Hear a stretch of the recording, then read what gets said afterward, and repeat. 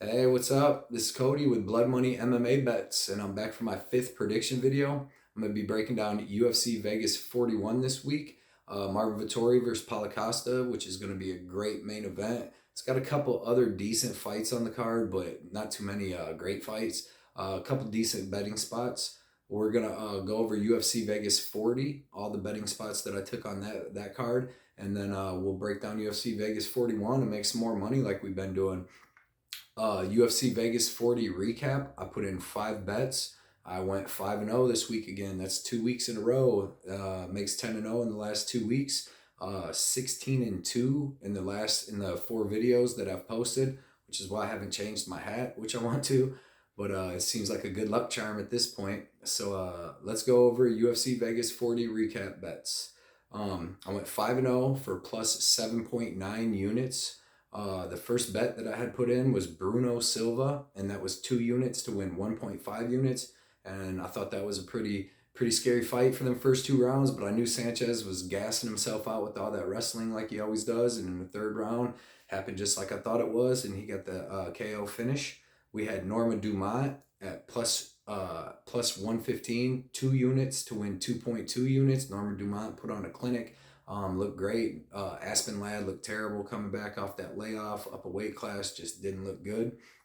I had 2.3 units to win 1 unit on Manon Farot. Great fight. She's awesome. She's going to be great in the UFC.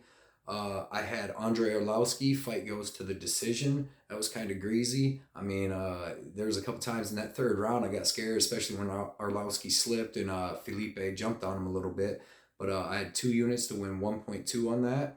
And then I had Manon Farot and Ariane Carnelosi. I had 1.5 units to win 2 units on that. And that's another one. Carnelosi was in a real tough fight also. And came out in that third round tough like I knew she could. And great endurance and got the chokeout finish. So we capped off that. And that was 5 wins, 5-0 for 7.9 units. I've now done that was the 4th prediction video. I've gone, like I said, 16-2, and I'm plus 20.2 units in them 4 weeks. And we're going to keep that going this week. I got some pretty decent bets in so far, and I got a couple other spots that I like. So let's get into UFC Vegas 41. We're down to 12 fights on UFC Vegas 41. It was going to be 14 fights, but Grant Dawson lost his opponent, and Alan Patrick pulled out of his fight with Mason Jones. Which stinks because I actually had a parlay with both of them guys in it, a pretty nice size parlay. So that all them fights are canceled. But let's get into the first fight. It is gonna be in the men's middleweight division, 185. LAURIANO STAROPOLI, sorry, my bad, versus Jamie Pickett. And LAURIANO STAROPOLI is 9-4, and he's currently minus 220. Jamie Pickett is 11-6, and he's currently plus 180. Broke this fight down a couple weeks ago and it got canceled. This is a decent fight. Staropoli's got good striking, good kicking, good boxing, decent takedown defense. Jamie Pickett, though, is going to have a huge size advantage. Jamie Pickett's got good cardio. He's tough. He's durable. Decent takedown defense, but it's hard to bet on him after what happened in his last fight when he got knocked out by the Beverly Hills Ninja in like 35 seconds. I mean, that could happen to anybody with the shots he took. But yeah, in this fight, I'm going to take LAURIANO STAROPOLI by decision. I think it's going to be like a slow-paced kickboxing match. And even though Pickett does have better length, better reach, bigger size, he doesn't really use it the best. So I don't really see him taking out STAROPOLI with anything. Like I said, I'm going to take Staropoli by decision, but honestly, I don't have a bet on this fight yet. But if I was going to bet it, it would be the over, but I don't think I'm going to have any bets in on this fight. It's been canceled and came back on, and hard telling how they're going to be. So let's move on to the next fight. Next fight, we have fight number 2. It's going to be in the men's lightweight division. We got Kama Worthy versus J Herbert. This should be another good fight. We got Kama Worthy, who's 16-8. He's plus 155 right now. You got J Herbert, who is 10-3, and he's minus 185 right now. This fight should be a banger. Both of these guys got good striking. Both of them kind of can be finished, as we've seen Trinado finishing J Herbert last fight, and Kama Worthy's been finished by everybody, it seems like. He's got 7 KO losses. Worthy, like I said, he's got good striking power, good hooks. He's got decent wrestling. As he showed against Luis Pena, I mean, he can grapple a little bit. He got that big upset win and got the choke out against Pena. He's got good cardio, but he's just got to make it to them later rounds to have all that stuff kick in. Most of his fights, like last fight, I bet him and he got knocked out versus Jamie Malarkey in like the first 45 seconds. And J Herbert, he's going to have the size advantage here. He's got really good striking. He's got good power, decent takedown defense. If anybody's going to want to take this to the ground, it's going to be Worthy, but I don't even know if that's going to happen. I see a nice striking match here. I got J Herbert actually getting a second round TKO. The first round, I don't see no quick KO where Worthy's getting KO'd, but in the first round like he usually does, but I just don't see him being able to take the strikes from a bigger man. So give me J Herbert, second round KO. And either way, I haven't been able to get to the bookies yet or online. I haven't been able to get over under bets yet, so I don't have any of them in. But when I get the numbers, I'm gonna put in a bet, hopefully on the under, as long as the line ain't too bad. But yeah, J Herbert, second round KO. Hopefully I'm gonna be able to bet the under on that fight, or fight doesn't go to decision. Next fight we got in the women's strawweight division at 115. We got Tabitha Ricci versus Maria Oliveira. And Tabitha Ricci is 5-1 and she's minus 225. Maria Oliveira is 12-4 and she's plus 185. And this should be a decent fight. Tabitha Ricci, she's going to be a little bit smaller, but she's going to want to wrestle, get this fight to the ground, and use her Brazilian Jiu-Jitsu, which is pretty good. Maria Oliveira, she really doesn't have too good of ground game. She's got a decent takedown defense, but once she gets taken down, she's kind of out of her element. Maria Oliveira's got really good striking. She's tall, she's big, she's gonna, like I said, she's gonna have a size advantage. She's definitely gonna have the striking advantage, but she's just got to keep this fight standing in order to be able to use any of her advantages like that. And I just don't think that's gonna happen. I think Tabitha Ricci will. After watching some of Maria Oliveira's fights, she, like I said, once she gets taken to the ground, she's like a fish out of water. So I do expect Tabitha Ricci to be able to get a couple takedowns, and I expect Tabitha Ricci to get a second round finish by sub. But I haven't bet anything, and I probably won't bet that fight either. But it might be a decent fight. Hopefully it is. All right, next fight is going to be in the men's middleweight division at 185, and this is going to be a good fight. We got Jun Young Park versus Gregory Rodriguez. Jun Young Park is 13-4. He's minus 115. Gregory Rodriguez is 10-3. He's minus 115. It's pick 'em. Just pick 'em for a reason, because this is going to be a good fight. This should be a real good fight.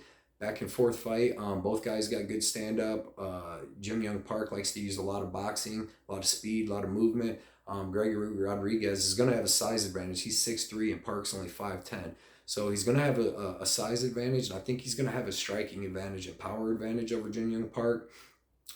He's got good takedown defense too, Gregory Rodriguez does, and he's a black belt in jiu-jitsu. So a lot of stuff that Jun Young Park uses in fights, like he used against Teflon and he used against John Phillips, aren't going to work as good here, I don't think. I think he's going to go for a lot of takedowns, but I mean, Gregory Rodriguez should be able to stop a lot of them, and Gregory Rodriguez is great on the ground, so he could even get a submission. So I do think this is going to be a good fight, though, because like I said, Park, he moves around a lot, and I see this fight could go a lot like that Teflon and Jukway fight, where Jun Young Park is just so much faster, movement, takedowns, mixing in all of his stuff. And because Gregory Rodriguez, like I said, is going to be 5 inches bigger, and he stands straight up, and he's kind of slow and plodding, so he might just be chasing Jun Young Park around. I really do like Jun Young Park. I like his striking. I like his cardio. I like everything about him. So I'm going to be taking him. I'm going to take him by decision over Gregory Rodriguez. I don't have no bets on this fight. I don't know how it's going to go either way, but I do like Jun Young Park by decision. Next fight is in the men's flyweight division, 125. We got Jeff Molina, who's 9-2. He's minus 170. He's fighting Daniel LaCerda. He's 11-1. He's plus 140. This should be a good fight. You got two flyweights, two littler guys that are going to probably, go at it fast. A lot of volume. You got Jeffrey Molina. He's fighting out of Glory MMA, so he's got good coaching. He's going to have good strategy coming into this. He's very tough, as you've seen in his last fight. He's got a great pace, because he was getting worked over in his last fight, took that beating, came back and gave that guy a beating of his own in the middle of the second on. He's got lots of volume and decent power actually for how little he is. But he doesn't have the greatest takedown defense in the world. I mean, he's been taken down a lot in his fights. Daniel Los Serrata, sorry about that name. I can't get it. I haven't been able to get it all week. I've been trying to say it. He's 11-1. He's good. He's coming out of Brazil. He's like one of the top flyweights in Brazil. I think he's number 2. I watched a lot of his fights. He's real aggressive. He's got great striking. He's got good kicks, good leg kicks, good spinning kicks, good head kicks. I've seen him knock a guy out with a spinning head kick. Um, he's got some submission wins. He's really great all around.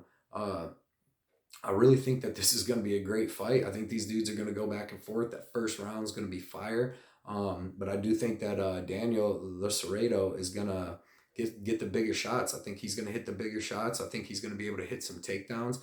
And I do believe in the second round that Daniel's going to get that sub. I'm gonna take him as an underdog pick. Like I said, both these guys are tough.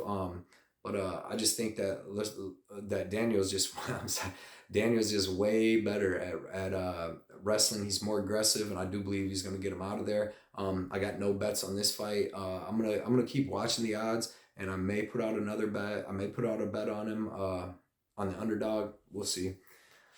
All right, next fight we got's in the women's strawweight division. At 115, we got Liviana Souza. She's 14-3. She's taking on Randa Marcos, who's 10-11. Souza's minus 125. Marcos is minus 105. And this should be a greasy fight. Neither one of these girls are very good. But I believe Souza's terrible. I've been watching her in her last fights. She's terrible. She looked terrible against Ashley Yoder. I actually bet her there, and I was a nail biter the whole time. It shouldn't be. I definitely bet her last fight when she got demolished by Lemos. Lemos demolished her. She Souza didn't even look like she should have been in a cage with her whatsoever. I just don't like Souza whatsoever. She's got decent judo. She can get some takedowns. She doesn't have the best jiu-jitsu. She's slow, plodding. She doesn't have the best striking. I don't even know how she has all her wins. 14 wins, 14-3. I don't even know. She's terrible. She's fighting Randa Marcos, who's 10-11, but she's got a bad record, but she's fought the best girls in the world. Every one of them. She's fought the best girls in the world and got some wins over some of them. She beat Angela Hill. She beat Ashley Yoder a little more. I mean, that was a close fight too, but a little more convincing than Souza. Randa Marcos is decent everywhere. I wouldn't say she's great anywhere. She's got decent striking, decent wrestling, decent BJJ. As long as if she can be on top, she's going to be able to win some fights. I mean, she's got decent boxing. She's got a lot of movement. I really do think that she's going to be able to beat Liviana Souza. Liviana Souza is slow and plodding. I think that Randa Marcos is going to hit just a lot more volume. I think she will be able to get some takedowns and control time. And like I said, Liviana Souza is just terrible. I know this is a tough fight to bet on. It's probably going to be a sloppy, grimy decision fight.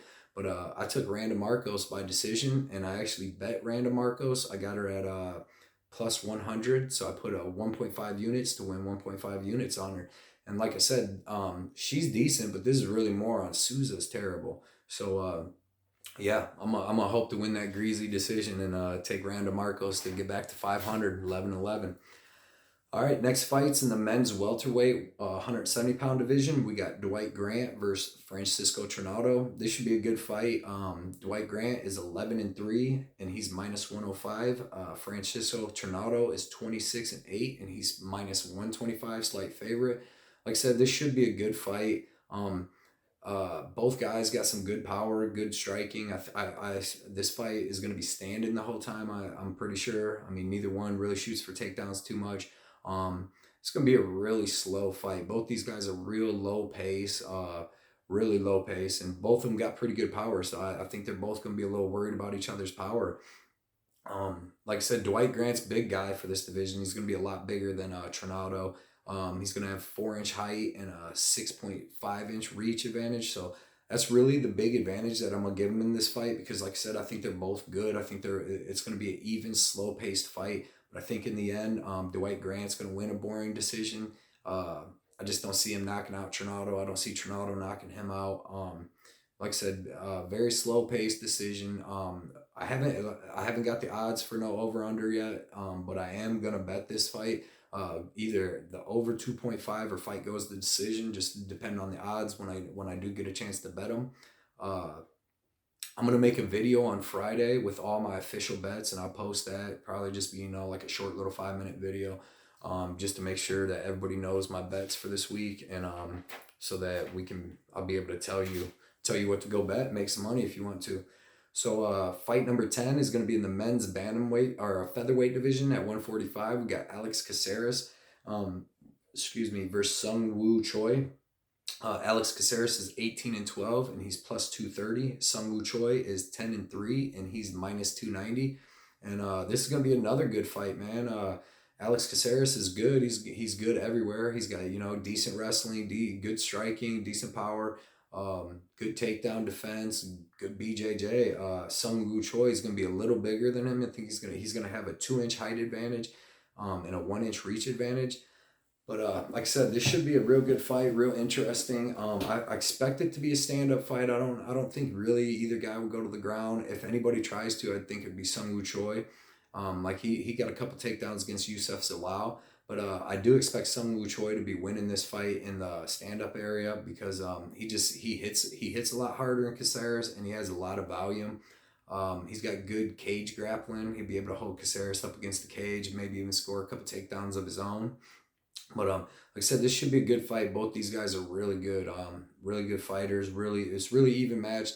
But in the end, I am going to take Sung Woo Choi by decision. I think that with a little bit of size advantage, and he just hits a little harder, I think that's gonna help score with the judges, and could get a little dicey here and there because, like I said, both these guys do got a decent power.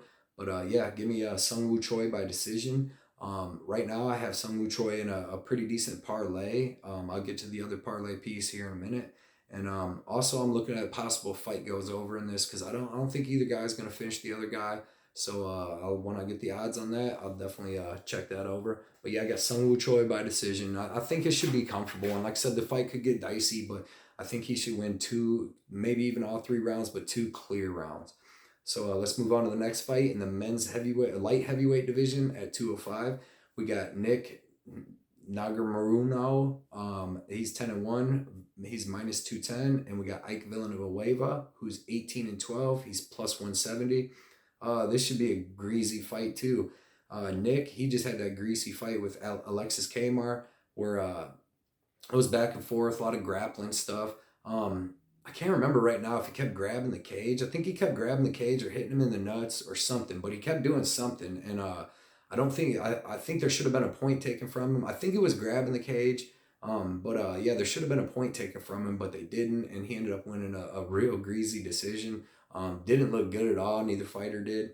Ike Villanueva, same thing. We watched him get knocked out by the Beverly Hills Ninja. He's had some good fights in his career, but he gets finished. If he don't get that first round finish, I feel like he gasses out. Marcin Prachnio, he took a little beating in that first round. He landed a couple decent shots, but you could see leg kicks and everything just wore him down. He kind of just got beat down in that second round and finished. This should be a good fight. I don't know.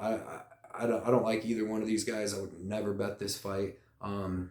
I don't think that Nick should be a big favorite. I mean, to be minus 210 when he just hasn't looked good. Safarov beat the crap out of him in his first real fight in the UFC after like killing people on his little regional scene. So I don't know, man. I'll take that Nick Negumereanu to win by third round sub just by Ike Villanueva gassing out. But I would never bet on this fight, like I said. Hopefully it's just a good fight, like a barn burner, or somebody gets knocked out. And hopefully it's that Nick guy, because I just really don't like him. But I am going to take him to win, but I would never bet this fight, never touch it. Next fight is in the women's bantamweight division, 135. We got Jessica Rose Clark taking on Jocelyn Edwards. And this should be a good fight for a girls' fight. Both these girls are pretty active. We got Jessica Rose Clark, who's 10-6, and right now she's minus 130. Jocelyn Edwards is 10-3, and right now she's plus 110. Or plus 100, sorry. This should be, like I said, a real good fight. Both these girls have real good stand-up. They got Jocelyn Edwards, nice and long. She's got decent power, decent output. Jessica Rose Clark, as you seen in her last fight with Sarah Alpar, has great striking. She's got good grappling on the fence, grappling on the ground, decent takedowns. like I said, and then Jocelyn Edwards is good. She's got good striking. She's got good striking defense and all that. She's very athletic. She's pretty tall for the division, but she's got terrible takedown defense, and she's got pretty terrible takedown or BJJ, as you've seen against Carol Rosa. Which Carol Rosa's tough, but I mean she just dominated her on the ground. Like she had nothing there.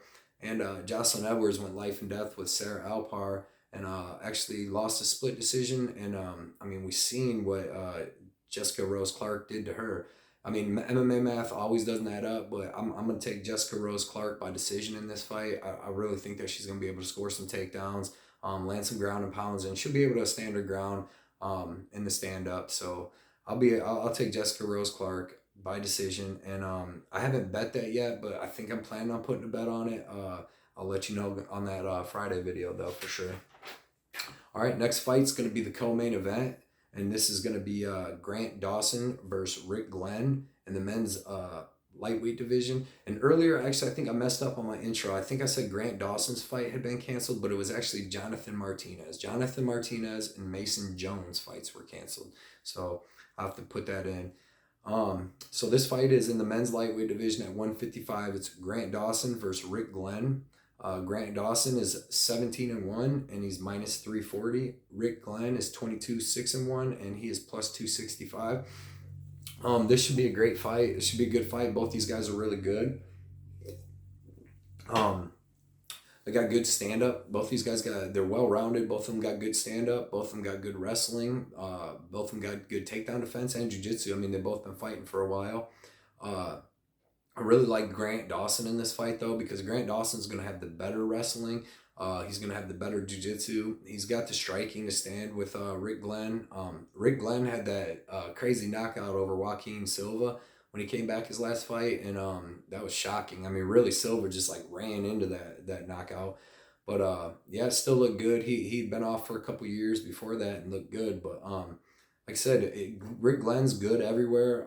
He's well-rounded. He's a veteran, been in the game for a while. But him and Grant Dawson do a lot of the same stuff. But I think Grant Dawson's going to be better. Grant Dawson's going to have the striking to stand up with Rick Glenn. He's been improving a ton in his striking. Looked good against Leandro Santos. Showed some power right there and knocking him out with like 2 seconds left with a ground and pound shot. But yeah, I like Grant Dawson a lot in this fight. I think he's going to be able to get the takedowns. I think he's going to get a lot of control time. I don't know if he'll finish Rick Glenn like he has done a lot of people, but I do see a solid 3 rounds unanimous decision. I do got Grant Dawson in a parlay. He's in last parlay with Sung Woo Choi. I believe it's 2 units to win 1.5. And like I said, I feel like that's a pretty safe bet. I don't think neither one should get knocked out. Both of them should be, good fights. But yeah, I got Grant Dawson finishing out that parlay. This should be a good fight, but like I said, I see Grant Dawson winning all 3 rounds and having a great fight, a showcase fight, and hopefully gets a bigger named opponent next and keeps moving up the ladder. Because, I mean, at 17-1, big things for him. Big things coming up for him, I think. All right, let's get to the main event. The main event is Paulo Costa versus Marvin Vettori, men's middleweight, 185. We got Paulo Costa, who is 13-1. He's plus 115, fighting Marvin Vettori, who is 17-4-1, and he's minus 145 right now. It's going to be a great fight. Both these dudes are super aggressive, super mean, want to fight, got some power. I like Paulo Costa. He's very aggressive. He's got great striking. He's got good takedown defense. He's got some decent takedowns himself. He doesn't really use them, but if he wants to, he can. Good cardio from what I've seen. I know a lot of people were talking about that he's going to gas out versus Vettori, but I just don't see that. He fought Yoel Romero, and them guys banged out that whole fight, and he looked fine at the end. I mean, both of them were a little gassed, but with that kind of fight, the damage they took, he did good. I mean, I liked his cardio in that. Like I said, he's got great striking. He's overwhelming. He's very aggressive. He comes in, he'll take a shot to hit you with 1, hit you with 2, 3, throws great combos. Marvin Vettori, I mean, he's very aggressive too. He's got great striking. He's got decent wrestling, decent jiu-jitsu when he get the fight to the ground. He throws a lot of volume, and he's got pretty good cardio that we've seen in his fights. I mean, the only really good... I mean, we've seen him go 5 rounds with Kevin Holland, and we've seen him go 5 rounds with Israel. And he looked good. I mean, he was taking Kevin Holland down the whole time, and he showed pretty good cardio. But that's Kevin Holland and taking him down. That's a whole different story from Paulo Costa. Um, Paulo Costa is going to have a slight size advantage. I mean, he's going to be 1 inch taller. He's got 2 inch less reach, but he's going to be thicker, I believe. And I mean, with that 1 inch height, all that just leads me to believe that Marvin Vettori isn't going to be able to come in here and just out muscle and be all way bigger than Costa and just hold him down for 5 rounds and all this. I don't think that's how it's going to go. I think they're going to have a good fight. I think that Paulo Costa is going to be able to keep it standing. I think Marvin Vettori is going to shoot for some takedowns the first couple rounds. He may be able to get one, but Costa get back up. I believe this fight's going to play out mostly standing up. And if it's going to play out mostly standing up, I favor Paulo Costa all day. He's going to be backing Marvin Vettori down. He's going to be throwing the harder shots. He throws a lot of combos. I really believe that he's going to catch Vettori with something early and either stun him or finish him, or just get his respect to where Vettori isn't going to want to stand with him. He's going to want to shoot in. He ain't going to be able to get that. And once he ain't able to get them takedowns, I do think that Costa is going to be able to take over on him. I think that, I mean, Costa's striking is great. I don't know. I got Paulo Costa to. I don't know how he's going to win, by decision or TKO, but I do know he's going to win either way on that. Right now I got 2.2 units to win 2. I got in on him a little too early. I bet him like a week and a half ago, and he was plus 110. I mean, he was minus 110, and I honestly thought the line was going to flip and go his way. And by now he would be minus 150, because I really don't see how Vettori's going to win. The only way people think Vettori's going to win is by gassing out Paulo Costa and then beating him in the later rounds. But if Costa doesn't gas out or get taken down and held down, I mean, I think that strategy and them bets are out the door. So yeah, give me Paulo Costa by the win. Don't know TKO or decision, but give me him one of them ways. Like I said, I already do got a bet on him, and if the line keeps going and going and going and getting out of control, and you get Paulo Costa even plus 150, I might have to throw another unit on him, and then I'll end up having about 3.2 units. But if you keep giving me that money and them odds, I'm gonna take it. I really do think that Costa wins it. So them are my picks. Them are my bets for now. I'll post all my bets, like I said, on Instagram at Blood Money MMA Bets. If you can, please like and subscribe to this. Subscribe to my channel, like this video. I'm going to keep making more videos. Like I said, I don't have the most flashy channel yet. I don't have my intros. I don't have none of that, but I am giving out winning bets. And I'll get everything better. Everything will get tightened up, and I just keep giving out the good bets. Like I said, I want to change the hat, but until I mean, I'm 4-0 with it. I've made 4 videos. I keep winning. I can't change the hat. I'm superstitious like that. So yeah, go follow me on Instagram. Please give this video a like and a subscribe, and yeah, look for my video on Friday, Thursday or Friday. I'll be dropping a video, and I'll let you know all my official picks for sure. Give me some more of these over-unders, because I don't like a lot of the straight bets in here. So yeah, let's win some money, man. Let's take money from the bookies. Can't stand them. Bookies and casino, anybody. All right, man. You guys have a good one. Good luck, everybody. I'll see you next week, or see you on Friday.